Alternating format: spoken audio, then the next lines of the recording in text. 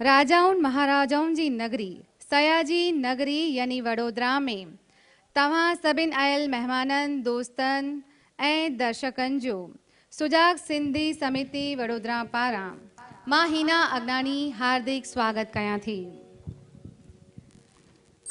भगवंती नावाणी असांजी प्रिय गायिका हुई। जॾहिं हिन जे स्वर्गवास जी ख़बर पई त दुनिया जे कुंड कुंड में माण्हुनि जी अखियुनि मां आंसू वया हुआ। हूअ सुरनि जी मलिका हुई। भगवंती नावाणी पंहिंजो पाण में हिकु संगीत जो इंस्टीट्यूट हुई।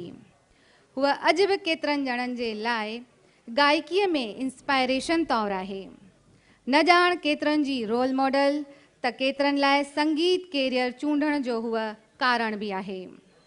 भगवंती नावाणी अक्सर अहिड़नि गीतनि खे आवाज़ ॾिनो आहे जंहिंजा अलॻि ई तेवर आहिनि। लोरीअ खां वठी मारूअ ताईं, सुहिणे शाह लतीफ़ खां वठी लाॾा साखियूं, हर कंहिं राग खे हिन बख़ूबी निभायो।